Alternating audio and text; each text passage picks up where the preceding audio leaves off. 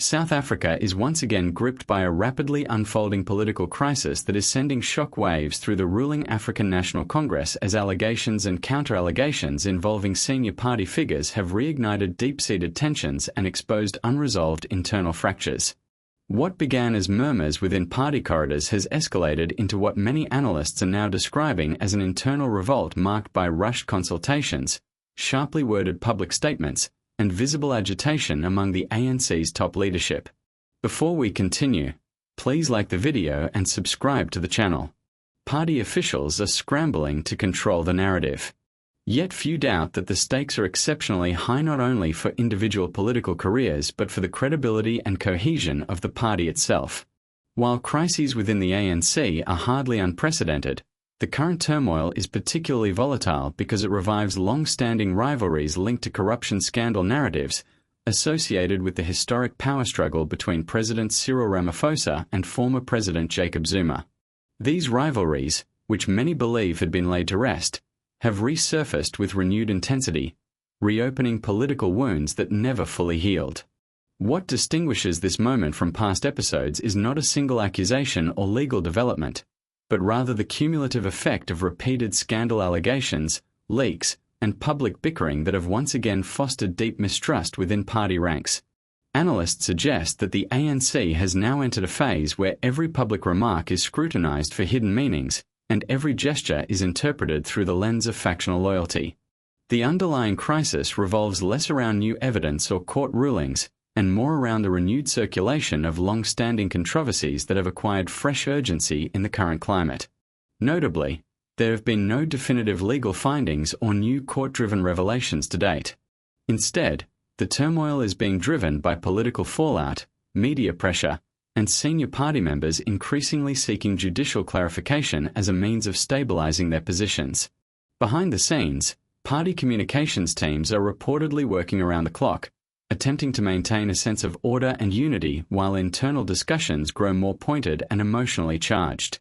According to political observers, the true significance of this development lies not in the specific corruption charges themselves, but in the cumulative damage that years of internal conflict have inflicted on the ANC's public image.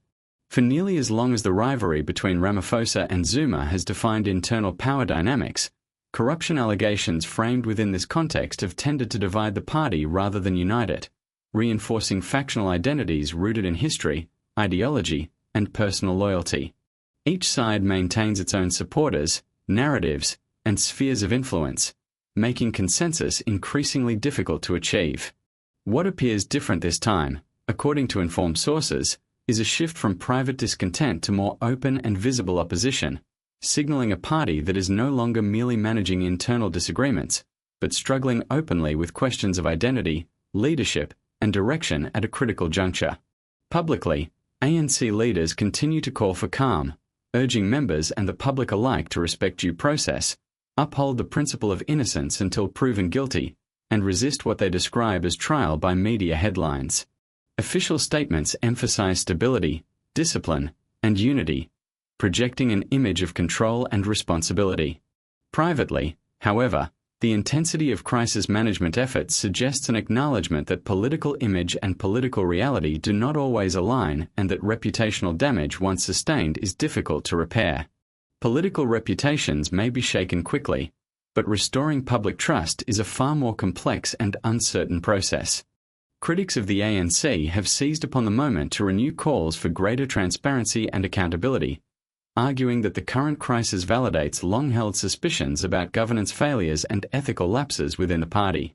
Parliamentary pressure is steadily mounting, public discourse is becoming more polarized, and the space for nuanced debate appears to be shrinking as political camps harden their positions. For opponents, the unfolding events are seen as confirmation of systemic problems, while for supporters, the crisis represents a defining test of whether the ANC can implement meaningful reforms without fracturing under the weight of its internal divisions. Across South Africa, ordinary citizens are responding with a mixture of frustration, fatigue, and concern, many expressing weariness with recurring cycles of accusation and denial that seem to yield little in the way of tangible change. There is a growing demand for clear answers, real consequences, and decisive action rather than yet another prolonged episode of political theatre. At the same time, some voices warn that excessive focus on internal factional battles risks diverting attention from pressing issues of governance, service delivery, and economic stability. What unites these diverse perspectives is a shared desire for truth, closure, and a political process that prioritizes accountability over factional survival. Mainstream commentators and legal experts continue to stress that even the most vehement accusations do not constitute final judgments, reminding the public that guilt is determined by courts, not by public platforms or political rhetoric. History shows that political damage is often inflicted long before any legal conclusions are reached, leaving lasting scars on institutions and public confidence regardless of eventual outcomes. In this sense, the current crisis is shaped by a persistent tension between process and perception, with a slow pace of legal proceedings struggling to keep up with the rapid spread of political narratives and media speculation. As the situation continues to evolve, the ANC may soon face difficult decisions regarding leadership renewal, internal discipline, accountability mechanisms, and the preservation of unity in the face of mounting pressure. Some observers speculate that the intensity of the current crisis could serve as a catalyst for genuine reform, forcing the party to confront long-awaited structural and ethical challenges.